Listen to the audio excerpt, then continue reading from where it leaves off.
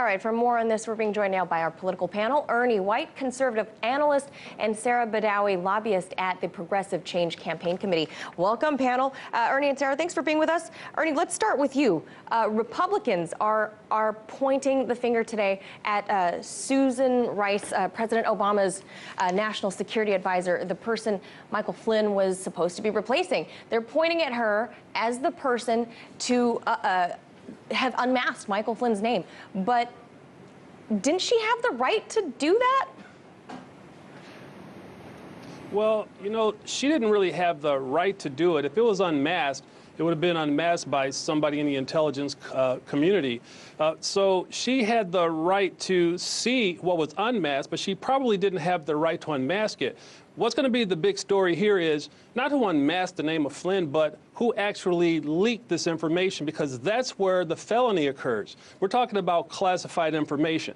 So we can pretend like there's no story here, but there's a huge story here. That's why Rice went on with Andrea Mitchell today, because Andrea Mitchell did nothing but throw her little softballs and nothing like a curveball. She made sure she lobbed her nice, easy questions, but this is just the beginning. That's why Rice went on this, the airwaves today. Yeah, but aren't people including the media, I should say, aren't they just conflating unmasking with leaking? Sarah, I'll let you respond to Ernie with that. Yes, so far all we know right now is that Susan Rice, within her capacity as the National Security Advisor, requested something that's pretty commonplace of the intelligence community in a report that was given to her. But what I think is important to look at here is this is the third attempt by the Trump administration to justify his bogus tweets accusing the Obama administration of wiretapping him. And it's a big distraction from two important things. First, a credible investigation into the ties between Russia and the Trump campaign. And second, the awful agenda that the Trump administration is pursuing that they're also aware is quite unpopular. Now, Ernie, wasn't it, though, going back to this whole Susan Rice thing, wasn't it within Susan Rice's purview to know who person A, let's say, is the foreign national and the identity of person B, if they're American, for her to understand the context and potential threats that might arise from their communication? Well, you know, she'll say that, but there's really no reason for her to need to unmask anybody. Again, we can talk about Russia and say, oh, this is about Trump and Russia. No, this is not. This is about the leaking of classified information.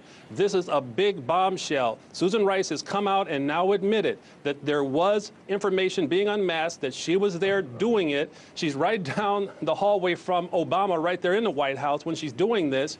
This is a big conspiracy. Every American should be concerned that this isn't just about General Flynn, but this could be about any American citizen and our privacy. We have a right to not be unmasked and to not have our information leaked by high officials in any capacity. We just have the right to privacy. Sarah, is this scapegoating of Susan Rice?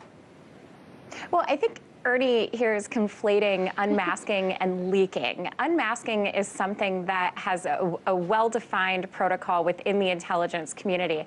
But I think right now the other big important point is this is a distraction from the things that are actually going to impact the lives of hardworking Americans. We have one of the most dangerous nominees ever before our Senate for confirmation to the Supreme Court.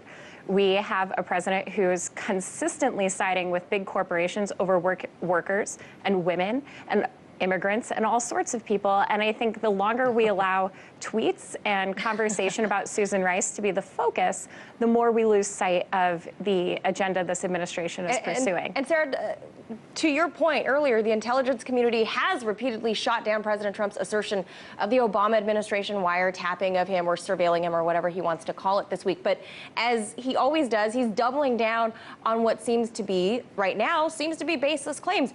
What's it going to take for POTUS to drop this talking point? I'm not sure, but at this point, we are now on swing number 3 to try to justify these wild tweets about the Obama administration wiretapping him, which has been thoroughly debunked by some of the highest security and intelligence officials in our country. How can you say that? I find it hard to believe that all of them are lying under oath. Ernie, I'm going to give you the last word on this. Susan Rice just told you.